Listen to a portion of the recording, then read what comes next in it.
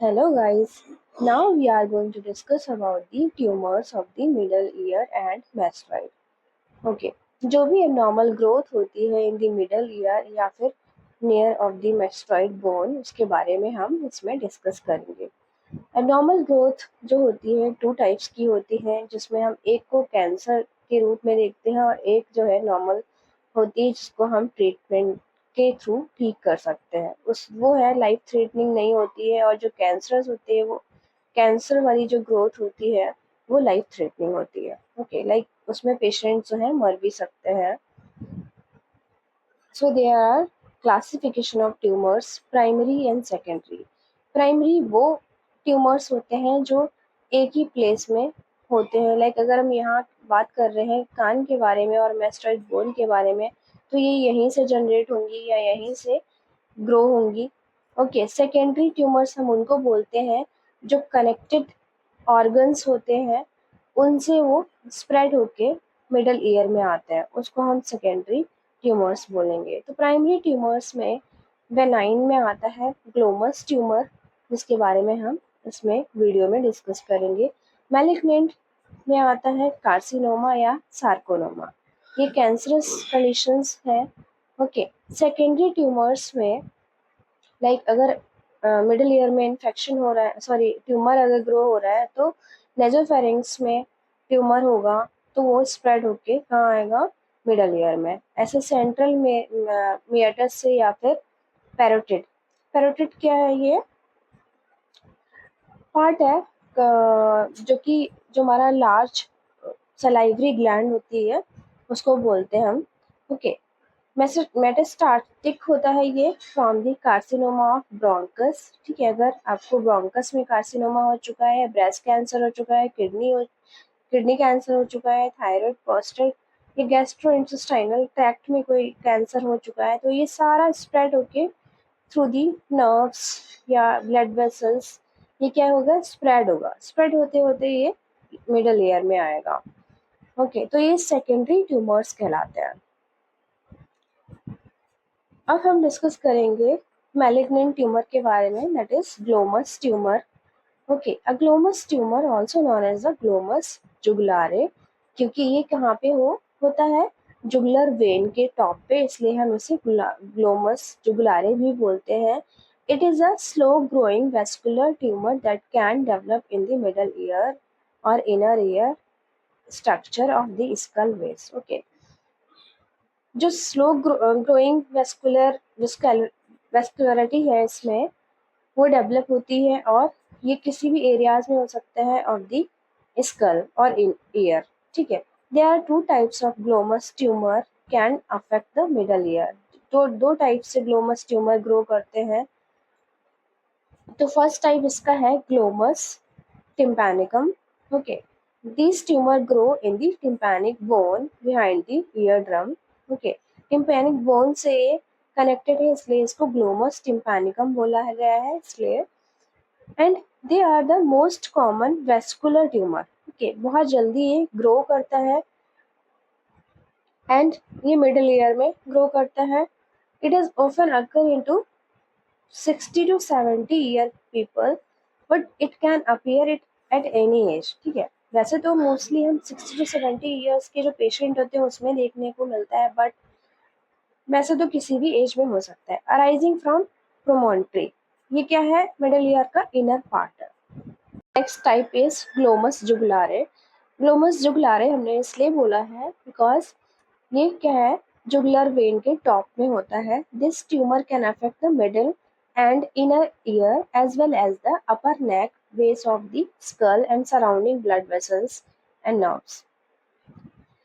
इस टाइप के जो ट्यूमर्स होते हैं ये पूरे एरियाज को अफेक्ट करते हैं क्योंकि इससे कनेक्टेड वेन्स ब्लड वेसल्स होती हैं। जुगुलर जो है ब्लड वेसल है इसलिए, एंड इसके सराउंडिंग में जो नर्व्स प्रेजेंट होती है वो भी अफेक्ट होती है। Glomus tumour are usually benign, मतलब ग्लोमस ट्यूमर जो है नॉन कैंसरियस होता है, कैंसर नहीं होता है। इस ग्लोमस जुगुलारे जो होता है वो नॉन कैंसरस होता है, but they can be locally invasive and causing damage to surrounding tissue और नर्व्स। बिकॉज ऑफ ग्रोथ ये क्या कर सकते हैं, टिश्यू और नर्व्स को डैमेज कर सकते हैं। इन मैलिग्नेंट कंडीशन में देखा जाए, मतलब कैंसर की कंडीशन में अगर देखा जाए, glomus tumours are possible but extremely rare. Glomus tumour जो है मोस्टली नॉन कैंसरस होते हैं, मैलिग्नेंट नहीं होते हैं, ये कैंसरस नहीं होते हैं। और ग्लोमस जुगुलारे हम इसको बोलते हैं because it is arising dome of the jugulare bone, okay, bulb, sorry. Promontory area में प्रेजेंट होता है, ये स्टार्ट होता है जो ग्लोमस टिम्पैनिकम है, इसलिए ये यहाँ से जनरेट होता है, इसलिए हम इसको ग्लोमस टिम्पैनिकम बोलते हैं। और ग्लोमस जुगुलारे हम उसको बोलते हैं जो ग्लोमस जुगलर वेन से स्टार्ट होता है, जो जुगलर वेन के टॉप बल्ब से स्टार्ट होता है, इसलिए इसे हम ग्लोमस जुगलारे बोलते हैं। इटियोलॉजी वैसे तो अननोन है, but it is occur mostly 60 to 70 year people, okay, जो 60 to 70 ईयर के पीपल होते हैं उनमें ये देखने को मिल सकता है। ना इसका कोई रिस्क फैक्टर्स होता है, लाइक कोई चीज़ है तो उसकी वजह से ये हो सकता है, या हम कुछ खा रहे हैं तो उसकी वजह से हो रहा है, लाइक अल्कोहल वगैरह ले रहे हैं या टोबैको वगैरह ले रहे हैं उसकी वजह से, ऐसा कुछ नहीं है। इसका जो कॉज है वो अननोन है। सिम्टम्स क्या हो सकते हैं? ईयर में हो रहा है तो ऑब्वियसली हियरिंग लॉस होगा due to abnormal growth. Pulsatile tinnitus होगा, लाइक पल्स रेट जो है फील होगी because it is related to the jugular vein, इसलिए। And blockage sensation of ear, क्योंकि यहाँ पे नर्व्स जो है वो डैमेज हो रही है, इसलिए। Otalgia pain can be occur due to infection और due to abnormal growth in the side of the ear. Cranial nerves paralysis हो सकती है, कौन कौन सी? 6, 7, 9, 10, 11, 12, ओके। यहाँ पे वीकनेस होगी और सिम्टम्स अराइज होंगे कौन से? Like diplopia, double vision, double दिखाई देगा। एस्पिरेशन इनएबिलिटी, लाइक हम सॉलो नहीं कर सकते कुछ भी ड्यू टू एबनॉर्मल ग्रोथ और ड्यू टू नर्व पेन, ठीक है। वेट लिफ्टिंग नहीं कर सकते बिकॉज जो शोल्डर की नर्व्स होंगी वो पेन करेंगी एंड स्ट्रेच होंगी due to normal growth of jugulare vein, okay. They are classification according to Jackson. Glomus tympanicum के बारे में पहले देखेंगे क्या क्या क्लासिफिकेशन है। टाइप 1 में हम देखते हैं small tumour limited to the promontory. Promontory area में जो है स्मॉल ट्यूमर रहेगा अगर फर्स्ट स्टेज में देखा जाए तो। सेकेंड स्टेज में tumour completely filling middle air space, जो बोन्स का स्पेस इंकस एरिया होता है पूरा वो कवर हो जाएगा second stage, okay.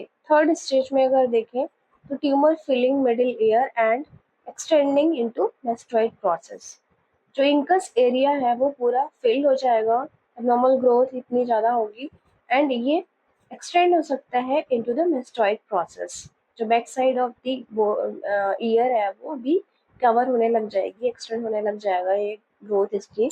And fourth stage में अगर देखा जाए tumour filling middle ear and extending into mastoid और through tympanic membrane to fill external auditory canal. Tympanic membrane के थ्रू ये क्या करेगा, वहाँ से भी ये एबनॉर्मल ग्रोथ होते होते एक्सटर्नल ऑडिटरी कैनाल तक पहुँच जाएगी and it can may extend interior to internal carotid artery, okay. Interior side से ये इंटरनल कैरोटिड आर्टरी को भी ये कवर कर लेगी, ओके। नेक्स्ट देखते हैं according to Jackson classification glomus jugulare. Type 1 में देखिए, लाइक फर्स्ट स्टेज में tumour small tumour involving the jugular bulb only and middle ear and mastoid. Type 2 में अगर देखें हम सेकेंड स्टेज में tumour extending under the internal auditory canal and it में intracranial extension, okay, ये आगे बढ़ सकता है to the intracranial extension. And in third stage देखें तो tumour extending into the petrous effect, like सारे सिम्टम्स अराइज होने लग जाएंगे, डबल विजन और हियरिंग लॉस, पेन और टेल्जिया वगैरह ये सब स्टार्ट होने लग जाएगा। दे में भी इंट्राक्रेनियल एक्सटेंशन, इसके बाद ये इंट्राक्रेनियल एक्सटेंशन में भी ये हो सकता है। फोर्थ स्टेज में अगर देखा जाता है tumour extending beyond the petrous effect into the temporal and infratemporal. ठीक है, आपने देखा है कि टेम्परल साइट होगा क्योंकि जुगुलर वेन जो है लेटरल साइड ही प्रेजेंट होती है, तो ये इंफ्राटेम्परल को भी इंफ्राटेम्परल फोसा को भी कवर करेगा and they may be intracranial extension also in this stage also. ठीक है, डायग्नोस्टिक इवेल्युएशन में हम पूछेंगे कि ओटाइटिस मीडिया तो नहीं हुआ पहले, लाइक मिडल ईयर का इन्फेक्शन तो नहीं रहा पहले, ओटोस्क्लेरोसिस लाइक कोई बोन डिफॉर्मिटीज तो नहीं है जिसकी वजह से ये प्रॉब्लम तो हुई नहीं है, प्रॉब्लम तो नहीं हुई है। और फिर कोलेस्ट्रॉल ग्रेलिनोमा हम पूछेंगे, लाइक कोई फैट तो नहीं पहले बना था, एबनॉर्मल ग्रोथ तो नहीं हुई थी उससे पहले, ये पूछना है। इडियोपैथिक हेमाटिम्पैनम लाइक कोई ब्लड कलेक्शन तो नहीं हुआ था ड्यू टू ट्रोमा वगैरह, एनेरिज्म तो नहीं हुआ था। इस टाइप की कंडीशंस हमें डायग्नोस्टिक इवैल्यूएशन में पहले पूछनी है हिस्ट्री में। उसके बाद हमें सीटी स्कैन और एक्सरे एमआरआई वगैरह कराना है। ट्रीटमेंट इसका क्या है, एबनॉर्मल ग्रोथ है तो ऑब्वियसली यहाँ पे सर्जरी नीड हो सकती है सर्जरी की। अगर ऑपरेशन नहीं कर सकते तो क्या करेंगे, रेडिएशंस करेंगे। ओके, बट यहाँ पे क्या करना है, after free of immobilization of the feeding vessels, जो हमारी ब्लड वेसल्स हैं उनका इमोबिलाइजेशन होने के बाद ही हम सर्जरी करेंगे। अगर इन ऑपरेबल कंडीशन है तो हमें रेडिएशंस देनी है।